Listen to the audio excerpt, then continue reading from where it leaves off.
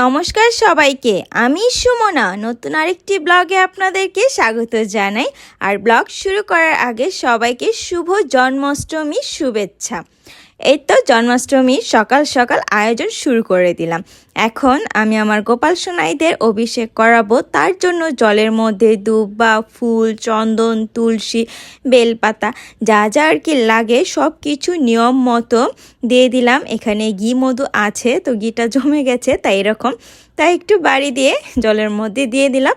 এখন দুধ দিয়ে দিব, দিয়ে ভালো মতো মিশিয়ে নেওয়ার পরেই গোপাল সোনাইদের আমি অভিষেক করাবো। আর কে কীভাবে জন্মাষ্টমী পালন করেছেন আমাকে অবশ্যই কমেন্টে জানিয়ে দিবেন। আর এ হলো আমার বড় লাড্ডু গোপাল। তো গোপালকে আমি এখন জোকারের সাহায্যে অভিষেকটা করিয়ে দিব।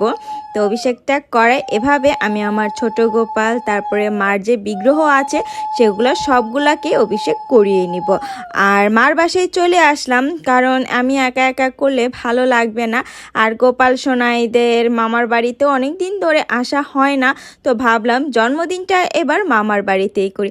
প্রত্যেকটা বছরই করি, তো এবছরও চলে আসলাম। বেশ কম করে আর লাভটা কি বলেন তো, গোপাল সোনাই তাদের মামা বাড়িতেই জন্মাষ্টমী করবে, এটা থেকে ভালো আর কি হতে পারে। তো এখন জল দিয়ে ভালো মতো স্নান করানোর পরে এখন মুছে নিব। তো এই তো ভালো মতো মুছে নেওয়ার পরে আমি বাকি সবগুলোরও সেমভাবে অভিষেক করে স্নান করিয়ে নিব। বছর বছর জন্মাষ্টমী পালন করার ঠিক আগ মুহূর্তে মনে হয় যে গোপাল সোনাইদের জামা কাপড় ঠিক মতো বানানো হবে কি না, পিঠা তারপরে ফল যাই দেই না কেন সব কিছু ঠিকঠাক মতো হবে কি না, এটা নিয়ে মার আর আমার 1 মাস আগে থাকতে যেন টেনশনের পাহাড় জমে যায়। তারপরে দেখলাম যে সবশেষে যখন দিনটা ঘনিয়ে আসে, ও মা কি সহজ কি শর্টকাট ভাবেই হয়ে গেল, কতই না সোজা ছিল, শুধু শুধু টেনশন করলাম। তো প্রত্যেকটা বার মার আর আমার এইরকম একটা কথা থাকবেই।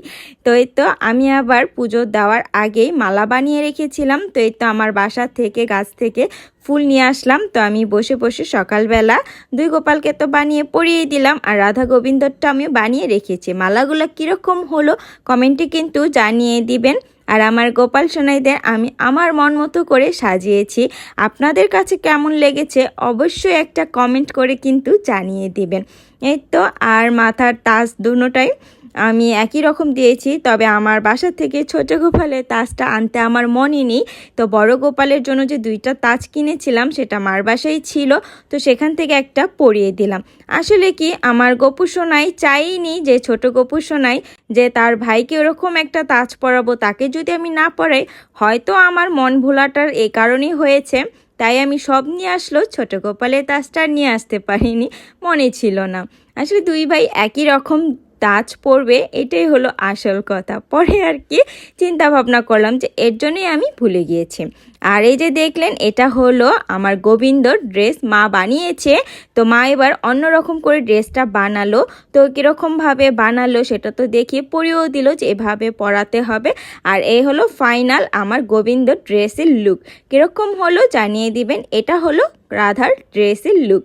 তারপরে আমি সিংহাসনে ওঠানোর পরে তাকে একে একে চুড়ি, মালা, ফুলের মালা, তারপরে চুল, তাজ পরিয়ে একদম সুন্দর করে তাদেরকে সাজিয়ে নিলাম। আর এ হলো রাধা গোবিন্দর তাজ, মাথার তাজ একরকম। আর এই যে দেখুন মালা দুটো আমার এত পছন্দ হয়েছে যা বানানোর পরে নিজে কতক্ষণ তাকিয়ে থাকলাম যে আমি গোবিন্দর জন্য কি সুন্দর গলার মালা বানিয়েছি ফুল দিয়ে। সাজানোর পরে রান্নাঘরে চলে আসলাম। এখানে মা আর মামা মিলে লুচি ভাজছে। মা কিন্তু আগে সবজি হালুয়া করে রেখেছে, আর এখন গরম গরম লুচি ভাজছে। ভোগে এখন লুচি দিব। তো আমরা জন্মাষ্টমীটা সারাটা দিন উপাস থাকি না, যে রাত 12টা বাজে উপোস ভাঙবো এরকমটা না। দুপুরে লুচি, 5 তরকারি, হালুয়া দিয়ে ভোগ দেই, আর দুপুরবেলা তো এগুলাই দেই, আর সবাই এগুলাই সেবা করি। রাত্রে পিঠা ফল এগুলো আবার দেই।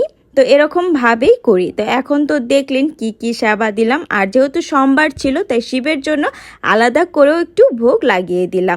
পুজো দেওয়া শেষ করার পরে আমি টেবিলে আসলাম সবার খাবারটা একটু ভিডিও করব, বাট সোনার বাবার খাওয়া হয়ে গেছে। ওদিকে আমার ভাই, বাবা, ছেলে খাচ্ছে। তারপরে আমি, মামা আর মা বসেছি, এখন সেবা করব। এই তো সেবা করার পরে রেস্ট নিলাম। আর এটা হলো সন্ধ্যাবেলার ভোগ লাগানোর মুহূর্তটা আপনাদের সাথে শেয়ার করলাম। এখানে মালপোয়া, তালের বড়া, সন্দেশ, মিষ্টি আর হলো ফল কেটে এই তো ভোগ লাগিয়ে দিলাম। সোমবার তাই শিবের জন্য আলাদাভাবেও ভোগ লাগিয়েছি। এ হলো সন্ধ্যার পুজো দেওয়া শেষ, আরতি করে সেদিন তো জন্মাষ্টমী শেষ হয়ে গেল।